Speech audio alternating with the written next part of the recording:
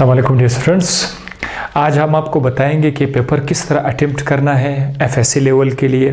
और आपको पता है कि मेहनत के साथ साथ हार्ड वर्किंग के साथ साथ अच्छे नंबर पाने के लिए आपका पेपर अटेम्प्ट करने का तरीका भी अच्छा होना चाहिए।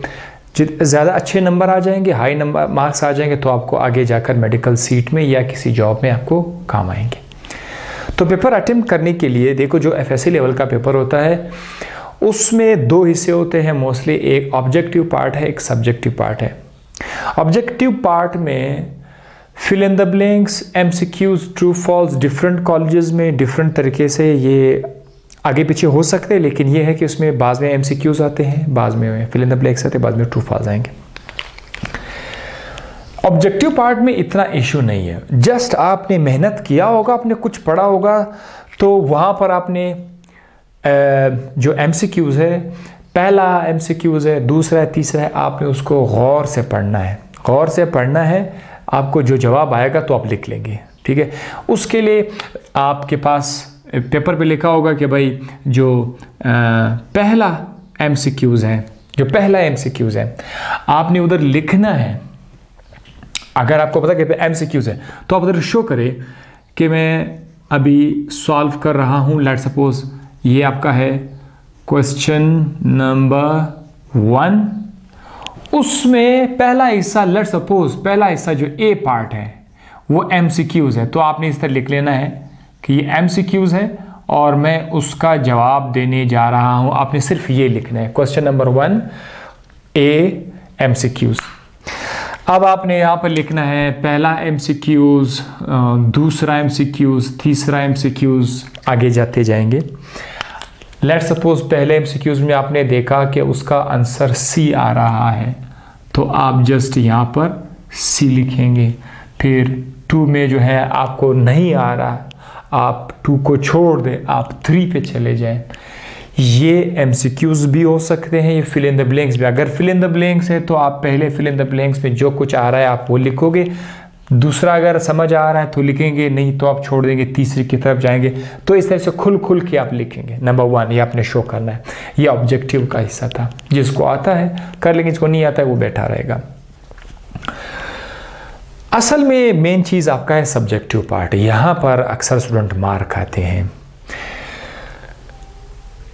यहाँ पर कुछ पॉइंट्स मैंने आपके लिए लिखे हुए हैं।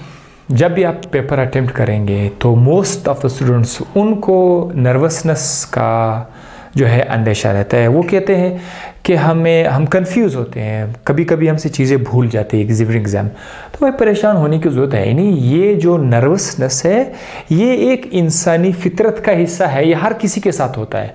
लेकिन बाज़ स्टूडेंट इसको बहुत ज़्यादा बड़ा कर देते हैं अपने ऊपर। बाहर से किसी ने कुछ नहीं किया है, ये सब के सब खुद कर रहे होते हैं। अब आप बोलेंगे कि ये क्या कह रहे हैं। देखिए, इसकी मौजूदगी से इनकार नहीं किया जा सकता, लेकिन इसको कंट्रोल करना मुमकिन है। जो स्टूडेंट्स नर्वसनेस होते हैं, थोड़े बहुत नर्वस होते हैं, उनको इशू नहीं होते, वो उनको कंट्रोल करके बैठ जाएंगे, स्टार्ट करेंगे। जिन स्टूडेंट्स को ये बहुत ज़्यादा है, मैं उसको ये बताना चाहता हूँ कि आप एक सोच के साथ एग्जामिनेशन हॉल चले जाएं। वहाँ पर आपको ये सोचना है कि मैंने अपनी तरफ से मैंने मेहनत की है। अब यहाँ पर बैठकर मैं जो कुछ मुझे आता है मैं वही करूँगा, और इसका जो भी रिज़ल्ट आएगा वो मेरे बेहतरी में होगा। मैं इससे आगे कुछ नहीं कर सकता या कर सकती। इसमें आपको रहना होगा, तो खुद ब खुद आपकी एंजाइटी नीचे चलेगी। अगर आप ज़्यादा से ज़्यादा ये सोचेंगे नहीं क्या होगा मेरे पेपर के, अगर पेपर में ज़्यादा नंबर नहीं आएगा तो मेरा क्या होगा, अबू क्या बोलेंगे, घर वाले क्या बोलेंगे, फलाना फलाना, छोड़ दो भाई ये सब कुछ। आपकी ज़िंदगी, आपका पेपर, आपके मार्क्स, आपका future. Don't worry about others. वो बाकी कौन है। आप ये जो पेपर के अटेम्प्ट करने जा रहे हैं या फिर आपके घर के वालों के लिए नहीं, आपका अपना मसला है। तो अगर अच्छा हो गया तो अच्छा होगा, नहीं हुआ तो बिल्कुल नहीं होगा, नो इशू। आपके लिए बहुत ज़्यादा ऑप्शन है ज़िंदगी में, बहुत ज़्यादा ऑप्शन है यार। आप जो है आप ये एंजाइटी को घर से निकलते वक्त ख़त्म कर दें। मेहनत मैंने किया, बाकी देखते हैं। तो ये हो गया time management. Oh my God, this is very very important. आपको पता होना चाहिए कि 2 घंटे का पेपर है, 2 घंटे मैंने कितने मिनट जो है ना वो ऑब्जेक्टिव को देना है, कितने मिनट मैंने सब्जेक्टिव को देना है। आप पहले से ये सेट कर दिए, ये मैं कर लूँगा। और घड़ी के आपके सामने होनी चाहिए। आपको कि इतने टाइम में मैंने ये पार्ट मुकम्मल करना है। ठीक है, ये हो गया आपका टाइम मैनेजमेंट। बाज़ औक़ात आपने टाइम मैनेज नहीं किया, बड़ा अच्छा आप एक सवाल लिख रहे हैं, लिखते जा रहे, घड़ी को देख भी नहीं रहे, उधर के ना टाइम ख़त्म, पेपर ले गया। तो भाई आप देखे, हिसाब लगाओ, घड़ी आपके सामने होनी चाहिए, काम करते वक्त रख लो के सामने। मैं तो कहता हूँ अगर अलाउड होता तो बड़ी घड़ी अपने सामने आप रख लेते करते जाए, लेकिन बार बार आपको टाइम देखना चाहिए। क्लीन लाइन्स, पेपर जितना साफ होना चाहिए उतना बेहतर है, चाहे आपका ऑब्जेक्टिव है या सब्जेक्टिव है, जितना क्लियर लिखा होगा। अच्छा, अल्फाज बहुत ज़्यादा क्लोज भी नहीं होनी चाहिए, बहुत ज़्यादा दूर भी नहीं होनी चाहिए। आप लिखते हैं दिस इज़ बिकॉज, आप लिखते हैं दिस, आपने लिखा दिस, फिर इधर लिखा इज़, फिर इधर लिखा बिकॉज। लेट्स सपोज आपने ऐसा लिखा, तो भाई क्यों कर रहे हो ऐसा? अच्छा, ज़्यादा पेजेस के लिए कि ज़्यादा से ज़्यादा पेजेस आ जाए, नहीं, ये अच्छी प्रैक्टिस नहीं है। आप इतना ज़्यादा फासला मत दे दो, आप इतना फासला दे दो कि एक अल्फाज मुकम्मल नज़र आ जाए, उसके बाद दूसरा अल्फाज आ जाए। थोड़ा बहुत फासला होनी चाहिए, बहुत कम फासला भी अच्छी बात नहीं है, ज़्यादा फासला भी अच्छी बात है। तो ये आपका क्लीननेस होनी चाहिए, और कांटे नहीं होने चाहिए ज़्यादा। कांटे इधर से इसी आएगी रिव्यू, मज़ा नहीं आएगा। कांट का बहुत ज़्यादा ख्याल करें यार। आपके फिल इन द ब्लैंक्स है, MCQs है, वो कांटे नहीं होने चाहिए। कांटे आपको जो है परेशान कर देंगे। ठीक है, अच्छा, देन क्लियर एंड अट्रैक्टिव।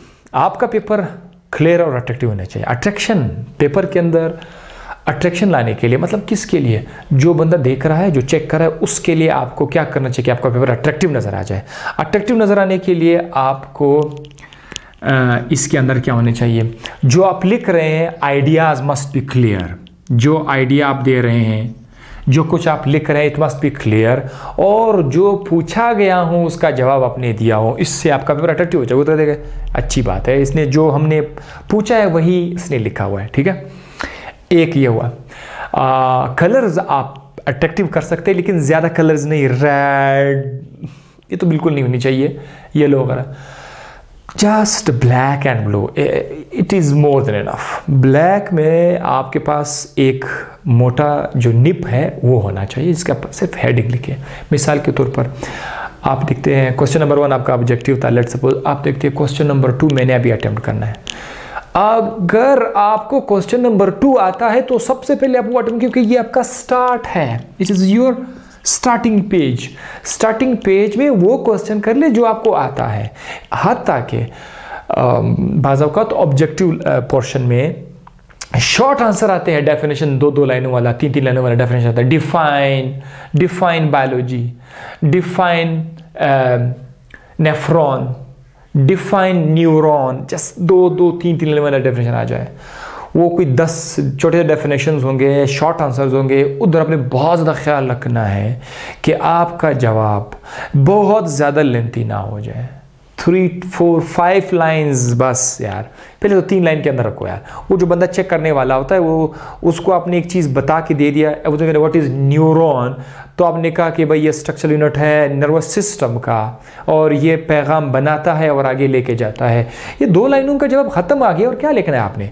तो शॉर्ट आंसर में आपने ज़्यादा इधर उधर ना डायग्राम लिखने की ज़रूरत है, ना बहुत ज़्यादा पेजेस को लिखने की, just with in 2 to 3 lines आपने लिखनी। ठीक है, हाँ, तो बात कर रहे थे कि कलर्स। आपने देखा क्वेश्चन नंबर 2 मुझे आ रहा है, क्वेश्चन नंबर 2 ही मुझे समझ आ रहा है, तो सबसे पहले आप वही करें। शॉर्ट आंसर में भी जो आपको आसान लग रहा है, पहले आप वही करेंगे। तो लेट्स सपोज आपने कहा क्वेश्चन नंबर 2 मुझे आ रहा है। क्वेश्चन नंबर 2 आपने लिखा, आपके पास एक हेडिंग वाला होना चाहिए, क्लियर होना चाहिए। ठीक है, क्वेश्चन नंबर आराम से लिखेंगे, क्वेश्चन नंबर 2।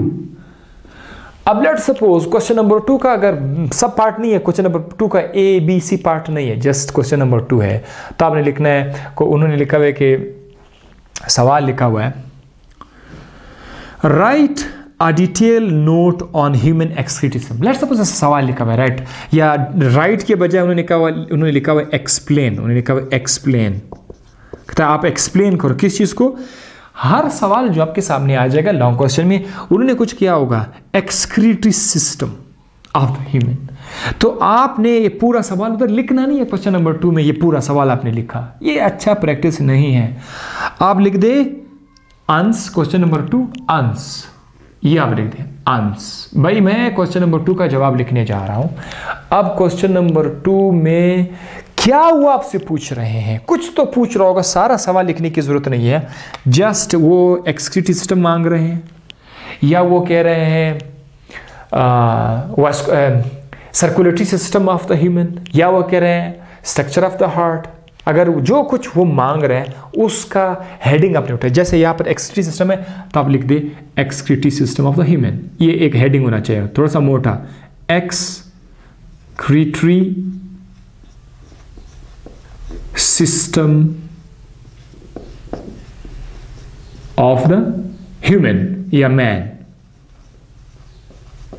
ये एक हेडिंग हो। तो कभी कभी हो सकता है ये पूरा नहीं, सिर्फ जस्ट आया एक्सक्रीटरी सिस्टम आया, बस अपने करना है। जहां पर आपने क्वेश्चन नंबर 2 लिखा उससे एक लाइन लाजमी तौर पर छोड़ देना है, दूसरी लाइन में अपने, ठीक है मेरे पास तो जगह नहीं है, तो बस ये आपने एक लाइन छोड़कर आपने दूसरी लाइन में अपनी हेडिंग लिखना है। जैसे आपने हेडिंग लिखा उसके बाद आप लोग, अगर आपकी लाइनें बहुत तंग है तो बेशक आप एक लाइन छोड़ दो, यहां से आप स्टार्ट कर दें, एक लाइन छोड़ कर यहां से स्टार्ट कर दें कि एक्सक्रीटरी सिस्टम क्या है। आपने लिखा द एक्सक्रीटरी सिस्टम, आपने लिखा द, यहां से आपने स्टार्ट किया द। अब जैसे इंग्लिश में आप पेपर लिखते हैं तो शुरू कोशिश करें, थोड़ा बहुत आपकी ग्रामर को तो वैसे लोग नहीं देखते हैं, स्पेलिंग मिस्टेक साइंस में बहुत, फिर भी आप कोशिश करें कि छोटी मोटी गलतियां जो है जो नहीं होनी चाहिए। मैं आप ज़्यादा ग्रामेटिकल नहीं होंगे खैर है, लेकिन कम से कम ऐसे कुछ बड़े अजीब से मिस्टेक से वो आपको नहीं करनी चाहिए। जैसे कि आपने स्टार्ट में आपने जो स्टार्ट करना है वो आपको कैपिटल से स्टार्ट करना है, द का टी कैपिटल स्टार्ट करना है, the excretory system consist of dash and so on, ये आपने चलना शुरू कर दिया, आपने लिखना शुरू कर दिया। फिर यहाँ से आपने फुल स्टॉप लगा लिया। फुल स्टॉप के बाद जैसे भी आप दूसरा लाइन शुरू करें तो उसका भी पहला लफ्ज जो है ना आप बड़ा करके लिखा करें, ठीक है, फुल स्टॉप के बाद। और कहीं कहीं पर कोशिश करें जैसे कि आपको लग जाए कि एक स्टेटमेंट जो है अभी हो गया, आप उसमें कोशिश करें कि ये कॉमा इस्तेमाल करें। जैसे स्टेटमेंट आपका थोड़ा सा ख़त्म हुआ है लेकिन मुकम्मल ख़त्म नहीं हुआ है तो आप उधर कॉमा यूज़ करके फिर आप स्टेटमेंट को आगे जारी कर सकते हैं। तो ये आप लाइनें लिख रहे हैं, आपने ज़ाहिर है एकेडमी में पढ़ा है, चैनल से पढ़ा है, टीचर से पढ़ा है, जिधर से आपने पढ़ा है आपके माइंड में एक आइडिया तो होगा ना। अब वो आप लिखते जा रहे हैं, क्लियर के लिखते जा रहे हैं, वर्ड टू वर्ड आप लिखते जा रहे हैं। इसमें अब डायग्राम की बात लाजमी, कितना ही खूबसूरत डायग्राम। देखो ये मैं आपको बायोलॉजी को बता रहा हूँ, अगर फिजिक्स में होते तो फिजिक्स में भी लॉन्ग क्वेश्चन में अक्सर आपको, खासकर सेकेंड ईयर के फिजिक्स में आपको ट्रांसफार्मर वगैरह का डायग्राम है, पोटेंशियल डिफरेंस के लिए कोई ना कोई डायग्राम आप लोग ज़रूर ड्रॉ कर लेते हैं। तो बायोलॉजी में तो डायग्राम मस्ट है। तो यहाँ पर आप क्या करेंगे, आपने जैसे क्वेश्चन लिखा फिर आप एक डायग्राम लिखेंगे। या तो आप इस तरह कर सकते हैं कि आपने क्वेश्चन का कुछ 4-5 लाइनें लिखी, फिर आप डायग्राम लिखे या आखिर में लिखे, मसला नहीं, लेकिन कोशिश करें कि डायग्राम आपका स्टार्ट में आ जाए। ये भी ना हो कि आपने एक्सक्रीटरी सिस्टम में डायरेक्ट फ़ौरन आपने डायग्राम लिखा हो, ये भी अच्छी बात नहीं है। कुछ लिखो, 5-6 लाइनें, 10 लाइनें, ये पहला पेज आपने लिखा, फिर डायग्राम, जो ऐसा भी हो, ठीक है। तो आपने डायग्राम लिखा, चलो आप किडनी का डायग्राम लिख रहे हैं, घर पर आपने प्रैक्टिस की होगी मुख्तलिफ़ किस्म के डायग्राम लिखने का, आपने प्रैक्टिस किया होगा बायोलॉजी में, ठीक है। ये जो लोग नकल करते हैं, नकल वाले लोग जो है याद रखें कि वो डायग्राम को नहीं लिख सकते हैं, क्योंकि उनको जल्दी जल्दी लिखना है तो जो पेज मिल जाए वो कर सकते हैं। आपने डायग्राम लिखना है, जैसे सपोज आपने किडनी लिखनी है तो आपको इस तरह का डायग्राम होना चाहिए, राइट। ये आपका खूबसूरत एक डायग्राम आपने इस तरफ लिखा, ठीक है। फिर आपने यहाँ पर ये लिखा, आप यूरेटर दे देंगे, सारा जितना आपने बायोलॉजी में पढ़ा है वो डायग्राम आप देंगे, फिर उसको लेबल करेंगे, ये इसका ये पास, बड़े आराम से आप करते जाएंगे। अब देखिए इसका फ़ायदा क्या होगा, मैं इस बात में अटका हूँ, क्लियर एंड अट्रैक्टिव। जो लोग आपका पेपर चेक करते हैं अक्सर वो थके हुए होते हैं, ज़्यादा से ज़्यादा पेपर वो चेक करेगा। खासकर हमारी कंट्री में तो पता है एक बंदे को इतने सारे पेपर दिए जाते हैं, वो बेचारे। तो ये बहुत कम ऐसे लोग होंगे जो पेपर के साइज़ को देखकर अंदाज़ा लगा रहे होंगे। आप लोग मुझे बाद स्टूडेंट कहते हैं कि यार वो पेपर को देखते हैं, ज़्यादा पेजेस को नंबर देते हैं, पता नहीं वो है नहीं है, मैं क्यों बोलूँ ऐसा। अक्सर टीचर्स जो लोग आपके पेपर चेक करते हैं वो थके हुए ज़रूर होते हैं, लेकिन साथ साथ उनको डर भी लगता है कि यार ऐसा ना मैं पेपर सही चेक ना करूँ, मुझसे अल्लाह सवाल पूछेगा। चलो ठीक है, बाकी तो छोड़ो, गवर्नमेंट में इधर उधर अगर कोई वो नहीं, उसको ख़तरा नहीं है, तो बोले यार मुझसे अल्लाह सवाल करेगा कि आपने पेपर किस तरह चेक किया था। तो वो कोशिश करते कि मैं पेपर सही चेक करूं, और लेकिन साथ साथ में जल्दी जल्दी भी चेक करूं। तो वो क्या करते हैं, वो जो आपका स्टार्टिंग है, पेपर का स्टार्ट है, ये जिसने उसमें 2 नंबरी नहीं की हुई, अपनी तरफ से स्टोरी मोरी नहीं लिखी, वो उसने पढ़ा, उसको समझ आया कि यार ये तो वही कुछ लिख रहा है जो उसे बताया जा रहा है, तो वो आपके ऊपर एतमाद करेगा कि यार ये सही है। तो वो पहला पेज, दूसरे पेज में वो थोड़ा सा तेज़ी से जाएगा, तीसरे पेज में आपका एतमाद से और भी तेज़ी से जाएगा, तो आपको नंबर खुले दिल से यार ये तो बिल्कुल सही है, राइट। और शायद वो आपके पहले पेज को देखकर बाकी पेजेस में थोड़े से मतलब एक बात लोग 1-2 नंबर कम करते, बताए नहीं बस दे दो, ठीक है सही किया हुआ है, जा तो रहा है। ये डायग्राम उसको तसल्ली देगा चेक करने वाले को कि बंदा बिल्कुल सही जा रहा है, राइट। और कभी कभी वो ये देख रहे कि यार लड़के ने मुझे डॉज तो नहीं दी हुई, स्टूडेंट ने मुझे डॉज तो नहीं दी हुई, यानी उसने शुरू में अच्छा लिखा होगा, बाद में तो मसला तो नहीं किया होगा, तो फिर वो कन्फर्मेशन के लिए जाहिर है वो लोग भी जाहिर एक्सपीरियंस्ड है, वो बीच में छापा लगाते हैं कि मैं इतने आराम से आपको नंबर दे रहा हूँ, इधर कोई अपने काम ख़राब तो नहीं कि देन फिर वो यहाँ पर फिर से वहाँ पर फिर आपका जाहिर है एक स्टूडेंट जिसने मेहनत किया हुआ है वो थ्रू आउट द पेपर ही सही जाएगा, तो वो आपके पेपर को एग्जैक्टली ज़बरदस्त के ज़बरदस्त मार्क्स दे देंगे। आपने डायग्राम भी लिखा हुआ है, बीच में भी आप अच्छा जा रहा है, मिडल में अब अगर इस तरह पेपर में आपसे 3 क्वेश्चन वो करे अटेम्प्ट करे, 3 में से 2 आपने ज़बरदस्त अटेम्प्ट किए, तीसरे में आपने कुछ लिखा कुछ आप रह गया है, यकीन माने उससे आपके नंबर कटेंगे नहीं।